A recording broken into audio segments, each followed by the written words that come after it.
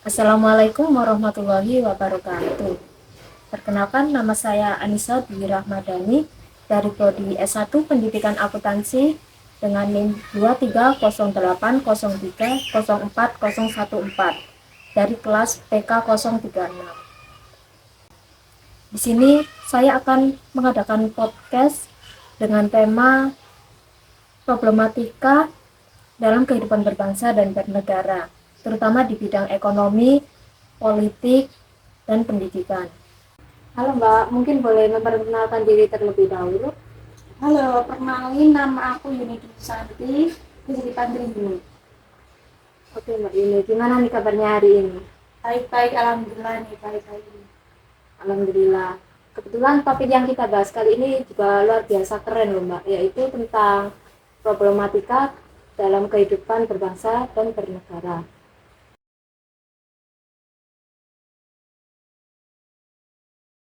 Saya ingin nanya pendapat Mbak nih. Kira-kira problematika apa aja sih yang dihadapi dalam kehidupan berbangsa dan bernegara ini? Kalau problematik yang dialami mungkin akhir tahun ini ya, itu banyak banget sebetulnya. Mulai dari pendidikan, masalah kurikulum, masalah UKT, terus ekonomi, sampai nyambung ke masalah politik sih.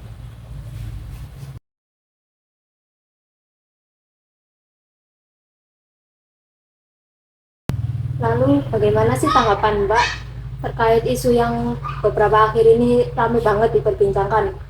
Mulai dari UKT yang mahal, terus kurikulum merdeka, terus eh, pernyataan bahwa kuliah itu kebutuhan tersier tidak wajib. Itu gimana menurut pendapat Mbak? Mungkin dari masalah kurikulum merdeka ini sebenarnya sudah diberlakukan mulai dari tahun 2022. Nah, itu sebenarnya itu udah banyak banget problemnya, banyak banget kayak masalahnya itu karena mungkin dari siswa sendiri atau dari guru itu belum bisa menerima dan belum bisa beradaptasi ya. Dan kayak dari kebanyakan sebenarnya dari murid, karena juga murid kan harus dituntut untuk mengikuti pola pembelajaran yang sangat berbeda dari sebelumnya. Dan sebenarnya dari pemerintahan sendiri selalu sadar ya, kayak bagaimana susahnya murid, bagaimana murid yang sulit beradaptasi, itu seharusnya dari pemerintah memberikan bantuan atau mungkin lebih memperbaiki kurikulum lagi dari murid itu. Dari saya sendiri ngerasain ya, dimana kayak ketika murid itu harus bisa mempelajari materi itu sendiri, bantuan dari guru, mereka harus lebih bisa mengejar materi secepat mungkin. Jadi kita sebagai murid juga sulit gitu, bagaimana bisa mengulangi materi kalau dari guru juga nggak jelasin apapun gitu. Dan kalau misalnya setiap materi cuma disuruh presentasi presentasi aja, dari murid juga sulit gimana mau memahami kalau cuma dari sudut pandang kita sebagai murid aja. Kita juga butuh penjelasan dari orang dewasa, penjelasan dari orang yang lebih pengalaman gitu kan. Terus untuk masalah UKT, sebenarnya UKT itu juga masalah yang udah lama dialami sama para masyarakat di Indonesia dan mahasiswa ya. Apalagi kalau untuk top ternama itu kayak UI, UB, UNER, itu memang udah pasti UKT-nya tinggi gitu kan, karena emang univ tinggi. Tapi emang dari tahun ini itu kan emang ada sistem yang berubah. Nah, sistem berubah inilah dimana mahasiswa juga akhirnya protes. Ada kayak peningkatan, kalau mungkin meningkat sejuta 2 juta itu masih masuk akal, tapi kalau udah sampai 2 kali lipat itu kan pasti nggak terbiasa dan masih kaget gitu kan. Makanya mahasiswa sendiri juga nggak bisa gitu kan, kalau mau keluar mau pindah itu udah nggak bisa, karena sistemnya tahun ini ketika mereka udah kepilih di SNMPTN itu mereka udah nggak bisa lagi daftar ke SNMPTN ataupun ke Mandiri. Jadi jalannya juga harus di sana dan harus membayar segitu besarnya. Makanya kenapa mereka sampai demo ke kementerian. Dan kemarin itu kayak pernyataan dari wawancaranya si direktorat kementerian itu kan bilang kalau kuliah itu tersier, padahal sebenarnya kuliah itu kan emang udah keperluan bangsa gitu. Kayak mau jadi apa kok bangsa Indonesia kalau nggak ada kuliah, kalau nggak ada pendidikan. Karena emang kayak sumber daya manusia yang berkualitas kan emang dari pendidikan, dari berkuliah gitu. Terus kayak misalnya dibilang tersier, hidup mewah, kuliah kan ya nggak semudah itu, nggak diminta kayak leha-leha santai-santai gitu. kuliah kan juga belajarnya juga keras, mereka harus terus ngerjain tugas, belajar, praktek, bahkan magang, itu kayak nggak, bukan hidup mewah gitu loh. Terus apalagi masuk negeri itu bukan cuma uang, tapi juga harus pakai tes, jadi kayak dua-duanya itu jalan, otak sama uang itu jalan. Ya benar banget sih Mbak, dengan mutu pendidikan yang baik tentunya menghasilkan sumber daya manusia yang berkualitas juga ya.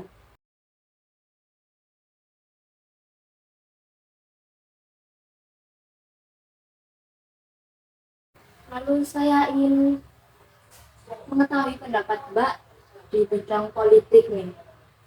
Menurut Mbak ya, sebenarnya apa sih dinasti politik itu dan kenapa isu-isu tentang pendidikan, ekonomi, politik itu bisa menjadi huru hara di kehidupan ini?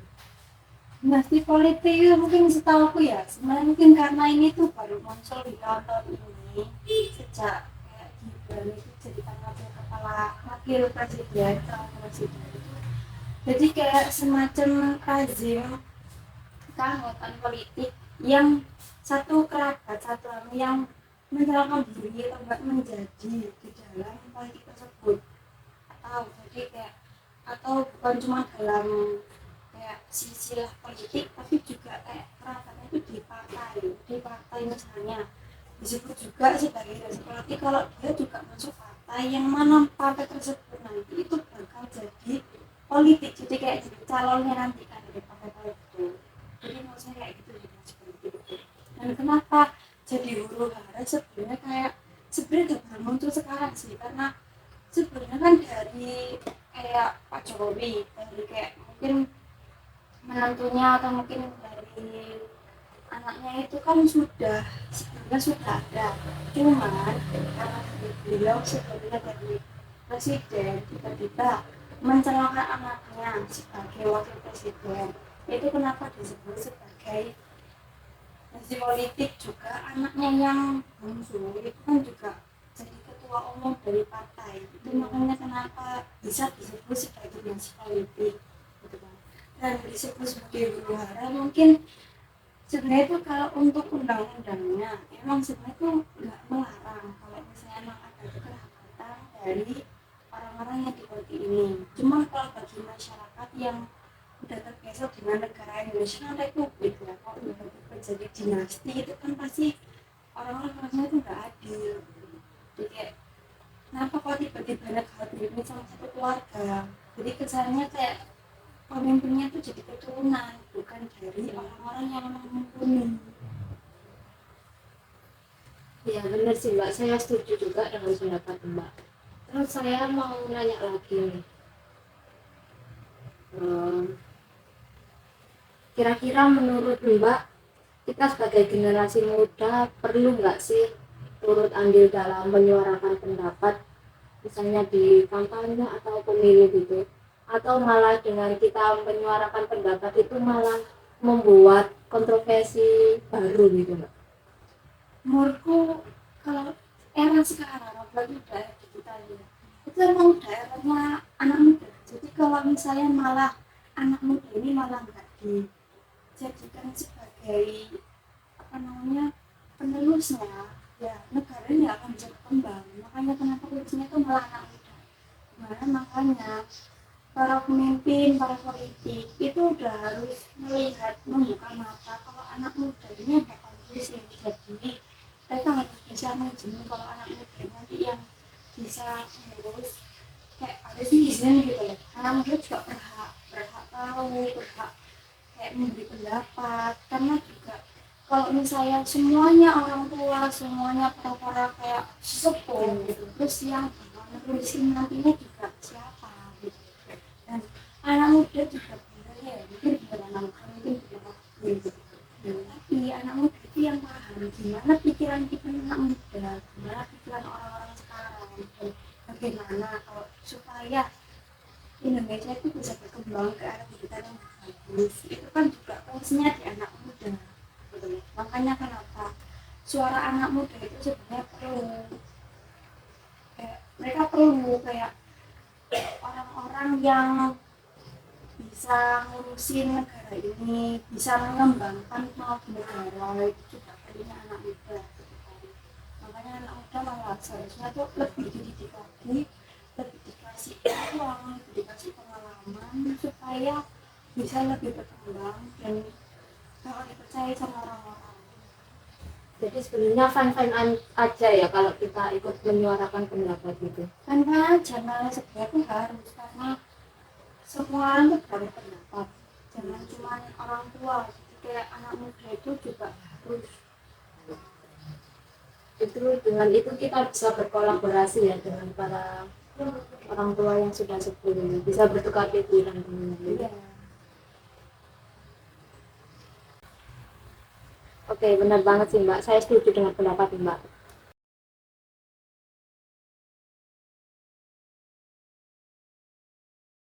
Lalu next pertanyaan terakhir nih Mbak. Sebagai generasi muda, peran apa saja yang dapat kita berikan untuk mewujudkan negeri yang tentram dan damai tanpa adanya perpecahan? Gen Z itu kan mungkin sebenarnya kan banyak banget problematiknya, jadi kalau untuk lebih ke masalah mungkin masih labil atau bagaimana, jadi kayak kalau untuk pendapat saya mungkin kedepannya bisa lebih positif lagi dan berpikir, bisa bertindak sesuai dengan etika, lebih jaga etikanya. Dan kalau masalah untuk orang-orang gitu ya, jadi kalau masalah kritik-kritikan itu untuk lebih sopan atau mungkin mengerti bagaimana mengkritik yang benar tanpa menghujat, jadi supaya nggak ada kegaduhan dan mungkin hal-hal yang membahayakan orang-orang. Jadi supaya mereka lebih bisa menjaga sikap, belajar, berpikir secara luas agar bisa lebih maju. Oke, benar banget nih ya Mbak. Jadi kita harus bisa menjaga attitude ya, terutama berkomentar di media sosial gitu ya. Ya.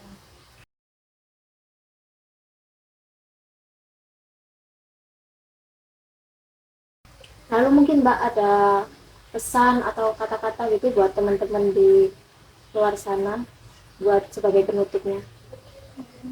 Saya pesan aja untuk para Gen Z, tetap semangat, tetap semangat, jangan pernah dengerin kata orang kalau emang itu nggak suka dengan kalian, terus berusaha dan jangan pantang menyerah. Oke, terima kasih ya Mbak atas waktunya. Semoga kita bisa bertemu di kesempatan lain. Ya, sama-sama. Bye.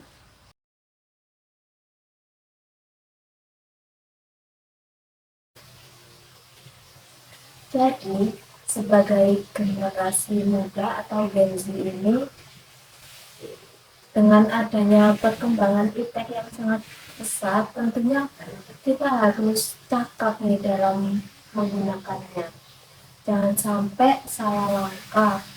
Lalu kita juga harus tetap menjaga etika dalam berkomunikasi di media sosial. Jangan sampai menyebabkan suatu permasalahan atau menyebarkan hoax.